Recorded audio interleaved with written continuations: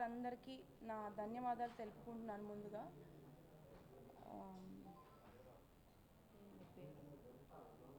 ఇప్పుడు ఇన్ని డేస్ నుంచి సపోర్ట్ చేసిన నా మీడియా వారందరికీ ఫస్ట్ ప్రతి ఒక్కరికి పేరు పేరుగా నేను థ్యాంక్స్ చెప్పుకుంటున్నానండి.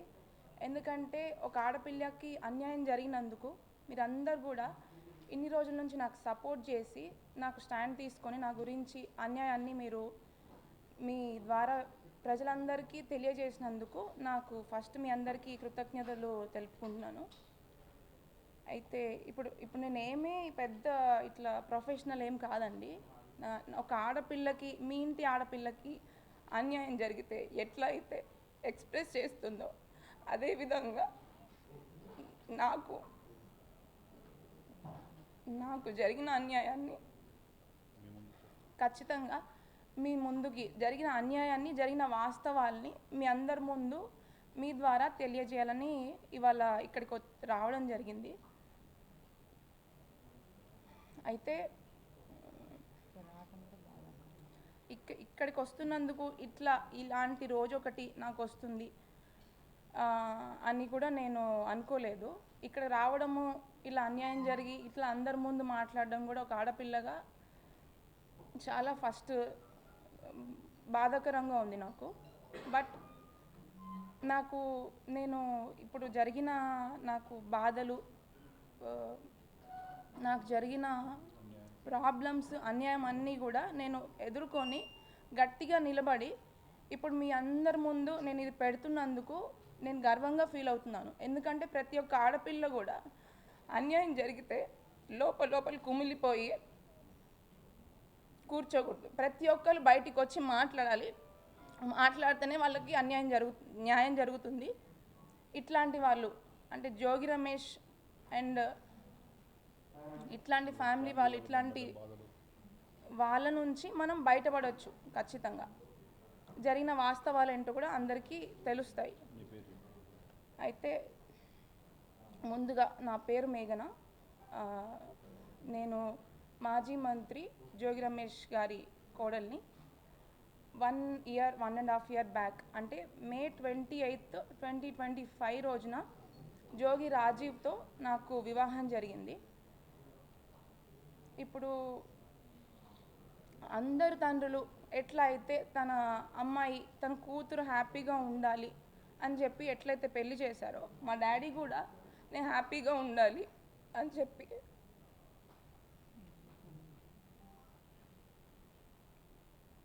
ఎంతో కష్టపడి తన స్తోమతకి మించి కూడా నేను హ్యాపీగా ఉంటాను ఆ ఇంటికి వెళ్తే అని చెప్పేసి జోగి రమేష్ గారి మీద నమ్మకంతో ఆ ఇంటికి నన్ను అప్పచెప్పాడు. కానీ ప్రతి ఆడపిల్లలాగానే నేను కూడా ఎన్నో ఆశలతో హ్యాపీగా ఉంటాను, ఒక కొత్త జీవితం ప్రారంభిస్తున్నాను అని చెప్పేసి ఎన్నో ఆశలతో నేను కూడా అడుగుపెట్టాను. కానీ అడుగుపెట్టిన కొన్ని రోజులకే చాలా ప్రాబ్లమ్స్ ఫేస్ చేయాల్సి వచ్చింది. కానీ ఫస్ట్ నేను చెప్పదలుచుకున్న విషయం ఏంటంటే, ఎవరైనా పెళ్ళి ఎందుకు చేస్తారండి? హ్యాపీగా ఉండాలి వాళ్ళ అమ్మాయి అబ్బాయి అని చెప్పి పెళ్లి చేస్తారు. బట్ జోగి రమేష్ గారు చేసిన ఉద్దేశం రాంగ్. ఫస్ట్ థింగ్ ఏంటంటే, ఒక పెళ్లి చేసుకున్న తర్వాత ఇద్దరి మధ్యలో గొడవలు వచ్చి విడిపోవడం అనేది కంప్లీట్ డిఫరెంట్ స్టోరీ. బట్ నా పెళ్ళి అట్లా జరగలేదు. ఖచ్చితంగా ఈ పెళ్ళి ఉండదు, ఇది ఉండే పెళ్ళి కాదు అని చెప్పి అతని కొడుకుకి ఉన్న ప్రాబ్లము ముందే అతనికి తెలిసే, ఖచ్చితంగా వాళ్ళ కుటుంబం మొత్తానికి తెలిసే నాకు ఈ పెళ్ళి చేశారు. ఖచ్చితంగా అది నేను 100కి 100% చెప్పగలను. పెళ్ళికి ముందు ఇలా తెలిసి ఒక అమ్మాయి గొంతుని కోయడం అనేది చాలా పెద్ద నేరము. ఇట్లా ఇప్పుడు తనకు కూడా ఒక కూతురు ఉంది, తనకు కూడా ఖచ్చితంగా కూతురు ఉంది. తన కూతురు కూడా ఇట్లా జరిగితే ఏం చేస్తారు? ఇప్పుడు ప్రజలందరికీ సహాయం చేసే ఒక వ్యక్తి, పబ్లిక్ పర్సన్, అతను పబ్లిక్ నాయకుడు. మరి తన ఇంట్లో ఆడపిల్లకి అన్యాయం చేశాడు తనే. మరి ఏం చేద్దాం అనుకున్నాడు ఆయన? ఏ ఉద్దేశంతో పెళ్లి చేశాడు? అండ్ నిన్న జోగి రమేష్ గారు జరిగిన ప్రెస్ మీట్లో ఒక విషయం చెప్పాడనమాట. మా ఇద్దరి మధ్యలో మనస్పర్ధలు గొడవలు రావడం వల్ల డిస్టర్బెన్సెస్ వచ్చి వాళ్ళు ఏదో విడిపోతున్నారు, బట్ ఇప్పుడు కూడా కలిసి ఉండాలని అనుకుంటున్నాను అంటున్నాడు. అసలు మా ఇద్దరి మధ్యలో ఏం గొడవలు వచ్చాయి? అసలు ప్రాబ్లం ఏంటి? నేను చేసిన తప్పేంటి?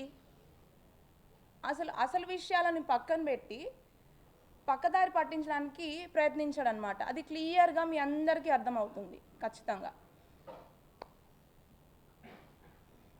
ఇప్పుడు అసలు నిన్న మాట్లాడిన దాంట్లో నాకు అది చాలా, అంటే అసలు నేను ఇవాళ వచ్చి మీ అందరి ముందుకు నేను మాట్లాడాలి, మీడియాలోకి రావాలి అని ఏ ఆడపిల్ల అనుకోదు.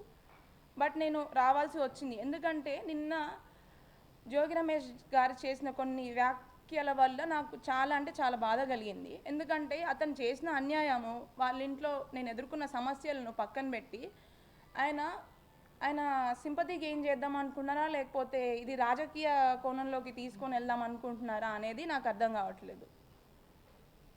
బట్ ఉన్న వాస్తవాలేంటో, ఉన్న విషయాలేంటో మీ అందరికీ నేను ముందుగానే ఎఫ్ఐఆర్లో క్లియర్గా పొందుపరిచాను. అవి 100కి 100% వాస్తవాలు. అండ్ దానికి సంబంధించిన ఎవిడెన్స్లు కూడా నేను ప్రతి ఒక్కటి కోర్టు వారికి ప్లస్ పోలీస్ స్టేషన్లో నేను సమర్పించాను. తొందరలోనే ఆ విషయాలకు సంబంధించిన నిజాలు కూడా మీకు తెలుస్తాయి, బయటపడతాయి. బట్ ఏ కాన్ఫిడెన్స్తో నేను ఇచ్చానంటే, ఎప్పటికైనా న్యాయము ధర్మము అనేది కొంచెం లేట్ అయినా కూడా ఖచ్చితంగా గెలుస్తుంది అని గట్టి నాకు నమ్మకం ఉంది. అదే నమ్మకంతో నేను ముందుకెళ్ళాను. నేను ఇంకా కూడా ఎదుర్కొని ఖచ్చితంగా జయించిన తర్వాతనే నేను ఈ ఈ ఈ ఈ పోరాటాన్ని, ఈ న్యాయ పోరాటాన్ని ఆపుతాను, నాకు న్యాయం జరిగేంత వరకు. అయితే ఎవరైనా ఏం చేస్తారండి, నార్మల్గా పెళ్ళయి ఎన్నో ఆశలతో అడుగుపెట్టాను. ఫస్ట్ తగిలిన షాక్ ఏంటి అంటే, అబ్బాయికి రాజీవ్కి అసలు ఉన్న ప్రాబ్లం ఏంటి, మాకైనా గొడవలు ఏంటి, ఆ విషయాలన్నిటినీ కూడా వాళ్ళకి తెలుసు. అయినా కూడా నేను ముందుగా మా మమ్మీ డాడీ కంటే ముందుగా వాళ్ళే మా మమ్మీ డాడీ అనుకొని, వాళ్ళే నా తల్లిదండ్రి అనుకొని వాళ్ళకే చెప్పుకున్నాను నా కష్టాలన్నీ కూడా. ఇట్లా జరుగుతుంది, ఇలా జరుగుతుంది, ఇట్లా నాతో సరిగ్గా ఉండట్లేదు అని చెప్పి. కానీ మమ్మల్ని ఇద్దరిని పక్కన కూర్చోబెట్టి ప్రాబ్లం ఏంటి అని అడగాల్సింది పోయి, మా అత్తగారు శకుంతల నాకు అదేంటి అదనపు కట్నం కోసము నన్ను అన్ని విధాలుగా ఇబ్బంది పెట్టారు, వాళ్ళ ఫ్యామిలీ అంతా కూడా. మీరు ఖచ్చితంగా అది మొన్న బయటకు వచ్చిన ఆడియోలు వీడియోల ద్వారా చూసే ఉంటారు, నన్ను ఏ రకంగా ఇబ్బంది పెట్టారని. అయితే అవి కొన్ని మాత్రమే. ఇంకా కూడా నేను చేసిన ఒక్క విషయం ఏంటంటే, నాకు జరిగిన అన్యాయము, నేను ఎదుర్కొన్న ఇబ్బందులు ఖచ్చితంగా అతను పొలిటికల్ బ్యాక్గ్రౌండ్ అండి. మాది అసలు పొలిటికల్ బ్యాక్గ్రౌండ్ కాదు, మాది కంప్లీట్గా బిజినెస్ బ్యాక్గ్రౌండ్. మాకు పొలిటికల్కి బిజినెస్కి అసలు సంబంధం లేదు. సో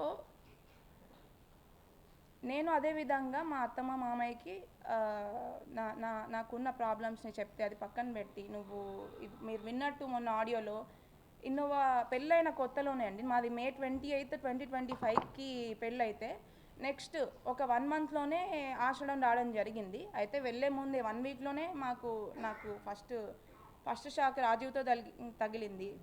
దాని తర్వాత ఇప్పుడు అది వెళ్ళి వాళ్ళకి చెప్పితే, అదనపు కట్నము డబ్బులు తీసుకొని వస్తే నువ్వు హ్యాపీగా ఉంటావు, అతనికి ఇంకా మీరు విన్నట్టు నువ్వు అతనికి ఫీలింగ్స్ వస్తాయి అనేలాంటి బాధాకరమైన విషయాలు మాట్లాడింది. ఒక ఆడదానిగా ఒక తల్లి స్థానంలో ఉండి అర్థం చేసుకుంటుందేమో, తనకు కూడా ఒక ఆడపిల్ల ఉంది కదా అని అనుకున్నాను. బట్ అది కంప్లీట్గా ఆపోజిట్ అని చెప్పేసి నాకు పూర్తిగా అర్థమైపోయింది. అదే కాకుండా నాకు తగిలిన ఇంకొక షాక్ ఏంటంటే, నాకు పెళ్ళికి ముందు వీళ్ళు హిందూస్ అని చెప్పేసి పెళ్లి చేశారు.